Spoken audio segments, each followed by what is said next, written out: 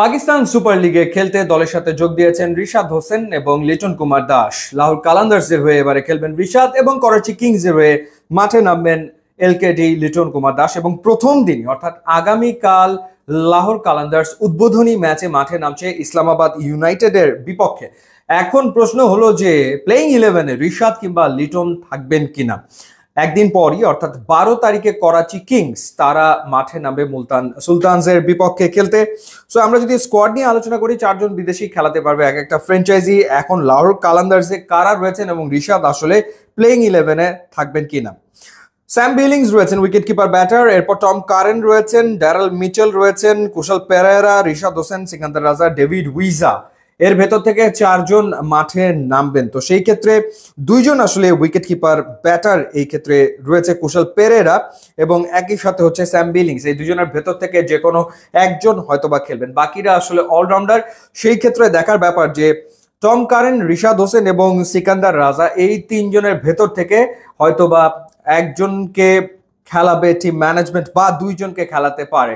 সিকান্দার রাজার যে experience, definitely Sikandar রাজা এগিয়ে থাকবেন। এখন বাকিটা ডিপেন্ড করবে কন্ডিশনের উপরে, উইকেট আসলে কিরকম সেটার উপরে। প্রথম ম্যাচে ডেভিড উইজার খেলার সম্ভাবনা আমার কাছে তুলনামূলক কম মনে, আবার টিম খেলিয়েও দিতে পারে, বলা যায় না। ড্যারেল মিচেল নিশ্চিতভাবেই আসলে খেলবেন। তো সেই ক্ষেত্রে রিশাদের খুব ভালো চান্স রয়েছে প্রথম ম্যাচেই প্লেইং ইলেভেনে থাকার, একাদশে সুযোগ পাওয়ার একটা ভালো সুযোগ তার রয়েছে। একই তার লেগ স্পিন, পাশাপাশি তিনি ব্যাটিং করতে পারেন, বড় হিট করতে পারেন, and he is a good fielder as well.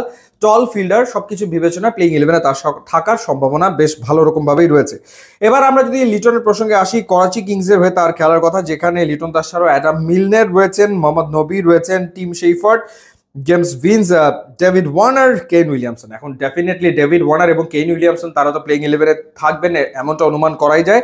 বাকি যে 2টো স্পট সেই জায়গাতে মোহাম্মদ নবী ওয়েল এক্সপিরিয়েন্সড, অ্যাডাম মিলনের রয়েছেন এবং উইকেট কিপার ব্যাটার হিসেবে টিম শেফার্ড প্রথম পছন্দ নাকি লিটন কুমার দাস প্রথম পছন্দ হবে। সো করাচি কিংস প্রবাবলি হয়তো টিম শেফার্ডকে শুরুর দিকে ট্রাই করবে এবং টিম শেফার্ড যদি প্রথম দিকে পারফর্ম করতে না পারে তাহলে লিটন কুমার দাসের খেলার সম্ভাবনা উজ্জ্বল। আবার প্র্যাকটিসে আমরা দেখলাম যে লিটন কুমার দাস তিনি আসলে উইকেট কিপিং করছিলেন যখন ডেভিড ওয়ার্নার অনুশীলন করছিল। সুতরাং লিটন কুমার দাসকে ফার্স্ট ম্যাচে করাচি কিংস খেলিয়েও ফেলতে পারে, বলা যায় না।